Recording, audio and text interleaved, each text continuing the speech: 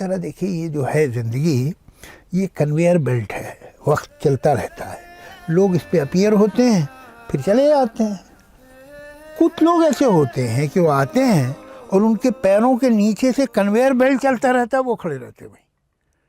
I think anyone familiar with the last 30 or so years of Indian cinema would testify that there is no composer more iconic than the great A.R Rahman, a visionary who redefined conventions, honored traditions while taking music into the digital age, helped establish a pan-Indian cinema, and gave new meaning to the love song.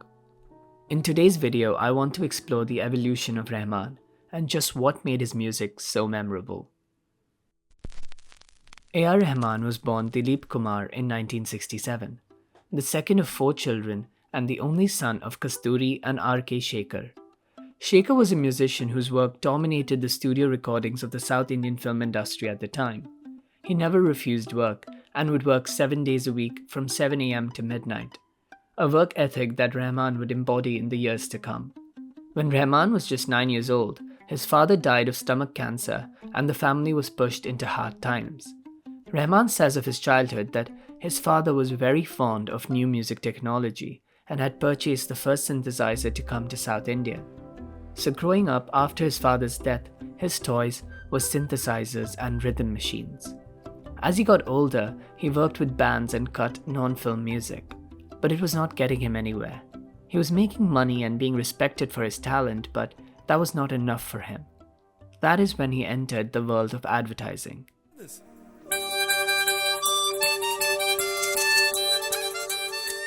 He became a session musician for other composers and slowly but surely became the most sought-after session musician in the region, and eventually was being commissioned to compose his own jingles. Rahman's drive at the time was not to be famous exactly, but to ensure his music was heard by as many people as possible, and jingles allowed him to do that.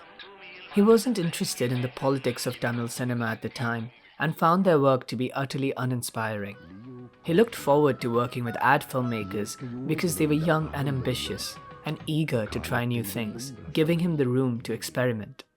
This was the 1980s for Rahman, working in jingles and working with his bands, being respected and earning a lot of money. But this still was not enough for him. He still had an unsatiated hunger for artistry. This would be fulfilled when Rahman caught the attention of a certain filmmaker at an awards function, and their maiden collaboration set the world ablaze. That filmmaker being none other than Mani Ratnam, and their maiden collaboration being 1992's Roja. My mother recalls being a pensive, Bollywood-crazy 12-year-old in the summer of 92, going to the cinema to watch the Hindi-dubbed version of Roja. She still remembers how the music made the hair on the back of her neck stand up. Even at 12 years old, she knew she was witnessing history in the making. Music unlike anything she had ever heard before. Music that would reach deep within your soul and stay there forever. The soundtrack for Roja opens with the innocent voice of Mimni singing a touching song about the naive dreams of a young girl, based interestingly in the reggae style. Then there is Rukmani Rukmani, a classically erotic wedding song with a persistent beat, with a truly exciting use of percussion. Then there is Tamira Tamira, or Bharat Humko Jaan Se Pyara Hai, a classic anthem of patriotism that closes the film with a crescendo so powerful it would move the coldest of hearts to beat for the nation. However, by far, the highlights of the soundtrack are Kadal Rojave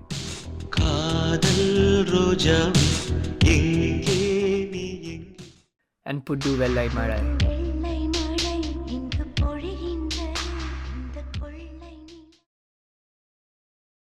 The former, a haunting ballad of separation, and the latter reveling in the beauty of nature, a beauty paralleled only by that of the character's love.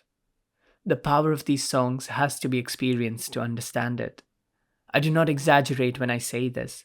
There is simply no way for me to articulate the feeling these two songs evoke in me. This film kicked off Rahman's career in a major way, and it's funny to think that it never would have happened if not for a clash of egos between producer K. Balachandra and Ilayaraja.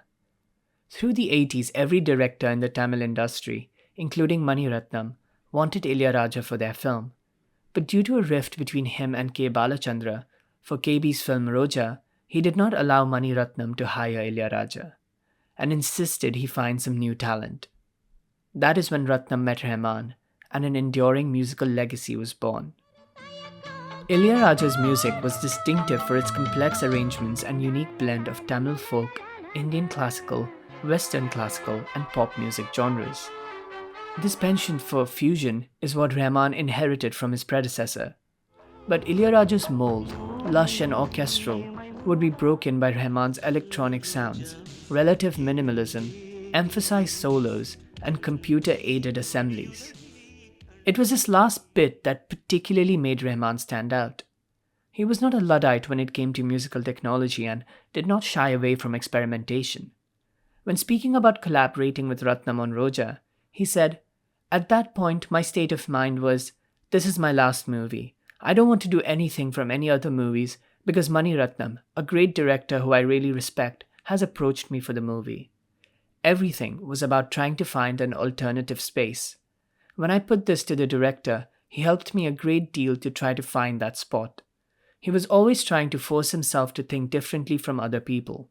We matched. When Ratnam came to Rahman, we must keep in mind that Rahman was an extremely tech-savvy composer with a background in jingles, and thus indoctrinated with the focus on high production values central to the commercial music industries. His Chennai studio, Panchatan Record Inn, was widely regarded as one of the most modern in the whole of India. He was eager to exploit the power of samplers, which allowed pre-recorded performances to be layered with other sounds via MIDI sequencing software. He was one of the first composers in India to use digital audio workstations, and his use of the synthesizer was able to revolutionize the way music is created in India, while also setting new standards of sound production in the Indian music industry. The Tamil version of Roja sold 2 lakh copies domestically, and the Hindi version sold 2.8 million copies. Time magazine ranked it as one of the top 10 best soundtracks of all time, and it also won the Young Rahman a National Film Award. It was a huge shift, Mani Ratnam says. It was a huge move away from the music of the time. Nothing like that had been heard before, not anywhere in this country, and it worked not only in southern India, but in the north as well. Everyone could take to A.R.'s music. Trilok Nair, a close friend of Rahman who he had collaborated on many ad jingles with, was one of the first to hear the album for Roja. He describes listening to the soundtrack and tearing up, turning to Rahman and saying, "Mark my words, you're not going to do another jingle for me after this. I'm guaranteeing you that. This is the end of the road for you as far as advertising goes." To which Rahman laughed and said that it was nonsense. Nair reaffirmed, "No, trust me, I can give it to you in writing. This is it. It ends here." While in the years that followed, Rahman would return to do a few jingles, Trilok's prediction was right. Rahman no longer had the time and was steadily on his way to superstardom. Through the 90s, Rahman continued his work in Tamil cinema, returning to work with Mani Ratnam on Tirudha Tirudha, Iruvar, and who can forget what many consider to be Rahman and Ratnam's finest work, Bombay, the story of a Muslim woman and a Hindu man in love caught up in the turbulence of communal violence in the 92 riots in Bombay. Rahman's soundtrack is equal parts soulful, joyous, and tragic, and nowhere is this more exemplified than in the song Tu Hi Re or Uire Uire.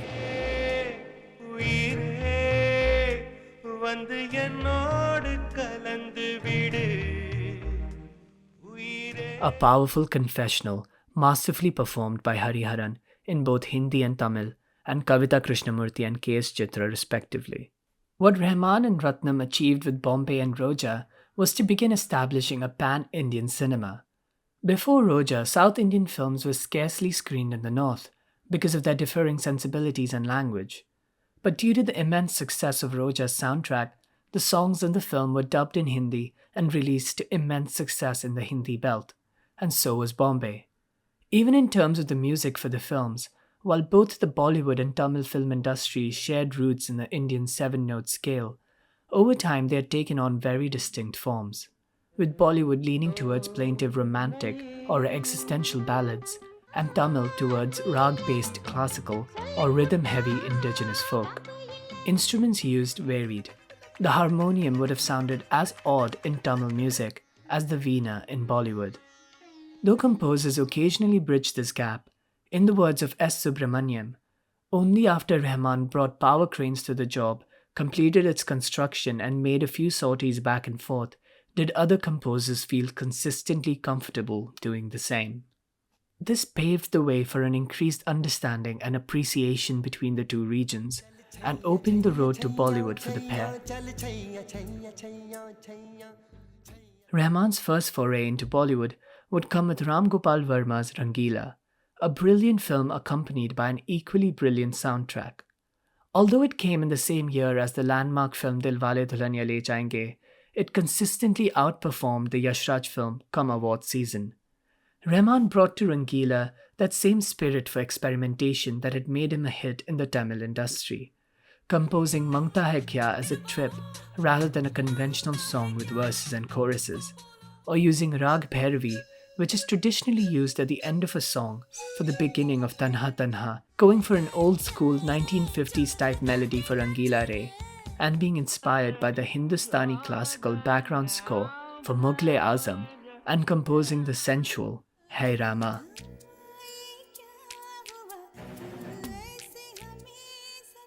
Rahman proved with Rangila that he was here to stay and could take on Bollywood with the same fervour he had taken on the Tamil industry. He became a frequent collaborator of visionary directors such as Ashutosh Gowarkar, Imtiaz Ali, Deepa Mehta, and to date continues to be Mani Ratnam's go-to music director. He developed strong working relationships with two legendary poets, Javed Akhtar and Gulzar, to create unforgettable lyrics to unforgettable soundtracks, to films like Lagan, Dil Se, Swades, Jodha Akbar, and possibly my favorite Rahman soundtrack, Guru. Once India had been conquered, it was time for Rahman to conquer the world, and he did just that in 2008 through a collaboration with Danny Boyle on Slumdog Millionaire.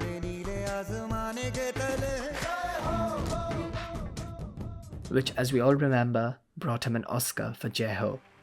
Another impeccable soundtrack that opened the doors for more international collaborations for him, returning to collaborate with Boyle on 127 Hours, with Billingsley on Couples Retreat, Farooqi on No Land's Man, Majid Majidi on Muhammad the Messenger of God, and many more. Today, Rahman continues to work steadily, albeit with less voraciousness than shown through the 90s into the 2000s. Many now say that Rahman lost a bit of his charm and steam after the Oscar win, and while that is certainly up to debate, I still believe he hasn't produced a single album that has been below par, and has delivered hits such as the entire Tamasha and Rockstar soundtrack, OK Janu, and more recently, Aga Naga in Punyan Selvan, Param Sundari in Mimi, Tu Hai in Mohenjo-daro, and Dil Bechara. Getter and Balasubramaniam claim that Rahman's success has shifted musical tastes and production strategies so much that now all of Tamil film music seems to bear a resemblance to his sounds and methods. He has been a musician since he was 12 years old, and now nearing 60 years old, he has no plans to retire anytime soon, and continues to score for films, having just collaborated again with Ratnam on Thug Life, and continues to tour and says he's discovering new things every day.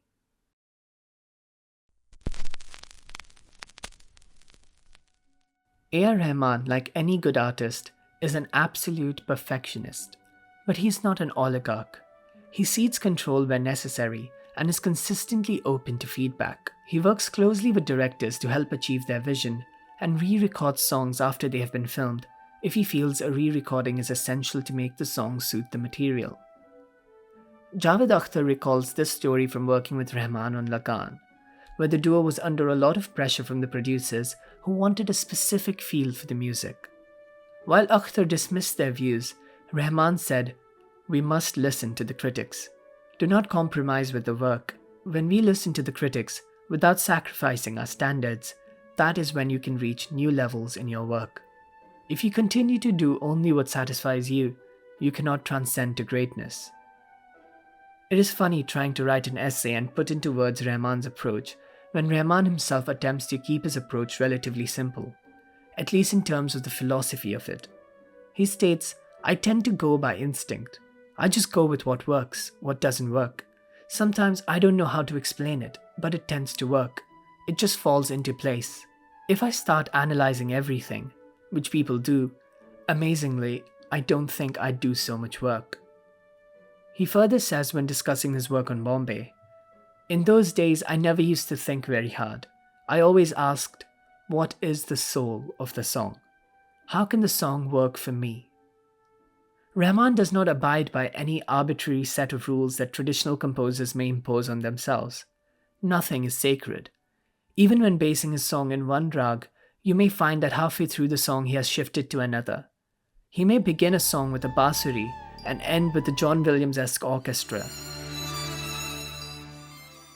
From his very first album, Rahman had made it clear that unlike the traditional approach towards film songs, he would place a song's oral mood above everything. Take for instance the song Choti Si Asha, for which he utilized the voice of the young Mimni, whose voice compared to other female singers at the time wasn't polished and sounded more natural to the character's state of mind. Rahman routinely preferred the rawness of an unpolished voice as opposed to traditional playback singers. He used Shweta Shetty in Mangta Hai Kya, or got Udit Narayan to croon Kadalikum Penin in Tamil, but my favorite use of this comes in what I think is the quintessential Rahman song when discussing his fondness for fusion and experimentation. Maya Maya.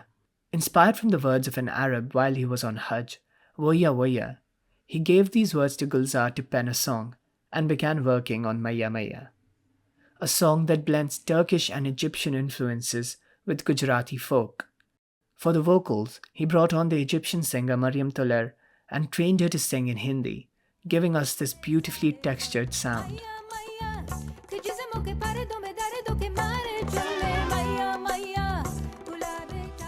When there was a consensus in Bollywood to emphasize the chorus of a song, to hook the listeners by keeping verses short and choruses long, if it felt right, which it mostly did, Rahman did the opposite, by keeping his verses long and choruses short.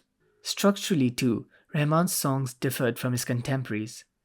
Javed Akhtar Saab makes the eloquent comparison of generic music as a staircase and Rahman's music as a tree. As the staircase moves forward steadily, predictably, Rahman's music grows like branches of a tree. He plants a seed and watches it grow in every direction. One cannot predict where a melody is going. It may suddenly resolve or it may crescendo. You can never say which way a branch of a tree will grow. Similarly, he is not enslaved to fashion. He says, "Sometimes I do something very retro. I like it. Unless it's a dance song, I'm not very religious about it.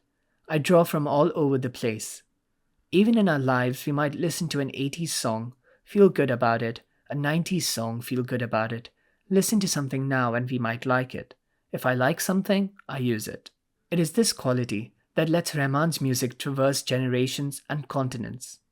Rahman's music exemplifies the Indian film music aesthetic of a natural world music that is evolved and unself-conscious, reflecting the diverse cultures assimilated over centuries into contemporary India. Royal Brown asserts that an extraordinarily important element of tonality constantly exploited by film music is the major-minor mode dialectic, no matter how modern their style, as long as it is based in tonality. Rahman, however, situated himself outside of this dialectic, disagreeing with the simplistic notion that a minor key is immediately sad. Musicologists Philip Tagg and Bob Clarida assert that interpretations of modality such as minor sad, major happy are culturally restricted assumptions. Instead of this modality for the connection between the musical and the paramusical, Rahman takes from the traditions of Indian classical music, in essence, basing his music on rags. He says, "In India, I think a minor key is not sad. Rags are much more than happy and sad. You have a rag for the morning, one for the night, one for romance, one for sadness, one for anger, one to make the rain come down. So it's not as simple as a happy tune is major and a sad tune is minor. And this is something I face when I play for filmmakers in the West. I play a minor key and they say, "Why are you playing in a minor key? This scene is a happy situation." I'm not attempting here to delve into the technical aspects of a rag, as that is better suited to musicologists and theorists. In my limited understanding, I offer this explanation. A rag is a musical framework upon which songs can be built. It is similar to a scale as understood in Western traditions. By using only these notes, by emphasizing certain degrees of the scale, and by going from note to note in ways characteristic to the rag, the performer sets out to create a mood or atmosphere, a ras, that is unique to the rag in question. Consider the title track from the film Satya. This track is based on the rag Kafi, and the ras associated with this rag is Shringara, which is usually translated as erotic love, romantic love, or as attraction or beauty, which is complemented by the lyrics and the picturization of the song in the film. For us Indians to draw extra musical meaning from modality, there is a more extensive vocabulary to consider than that of major and minor intervals, and we derive our interpretations from this collective consciousness. Consider the opening melody of the Bombay theme. It is music about humanity, chosen to represent a unified India in the wake of the Bombay riots of the early 90s. Based on a lullaby, the high-frequency timbres and high-register pitches of bell and bansuri, the melody's quick tempo, agile ornamentation, repeated staccato notes, and the lullaby genre's warm associations with childhood, family, and security combine to give this tune an appealing and reassuring presence. But its mode is Aeolian, which is a natural minor. We cannot truly appreciate Rahman's work without understanding how his conversion to Islam at the age of 23 affected his approach. Repeatedly in interviews, he brings attention to how his faith, his spirituality has affected his work. In his own words, what drew him to Islam was that this is a religion based on unconditional love and a belief in one God and one love. He was especially drawn to Sufism, which has a rich musical tradition. It is his faith, he says, that leads him to feel a duty to use his music to spread what he believes is the true message of Islam. To the Muslims who say Islam forbids music, he says, in that case, why is the azan in tune? He believes Islam has been hijacked by extremists, and what drives him in his own work is to create music that will bring people together. His work is a mission to use music to unite. Over the past month, I have agonized over the details of each of Rahman's songs, attempting to understand what it is about his work that reaches one so deeply, evoking such a visceral reaction, and I have failed to fully articulate it. Though I am not a man of faith myself, it is hard not to feel something deeply spiritual in his music. In this essay, I have attempted to pay tribute to the master with a short history of his work, an examination of his approach, and deliberations on his legacy. But in the end, I think it's better to let the songs speak for themselves. So in conclusion, I end with this quote from Rahman. For me, everything comes from the Creator. Everything painful and wonderful comes from the same source. When you tune into that source, which doesn't happen very often, he becomes you. That is the state you always want to achieve. When you become nothing, only pureness exists. That's something people ask me. Why am I having a spiritual feeling when I listen to your love songs? Well, that is a long story.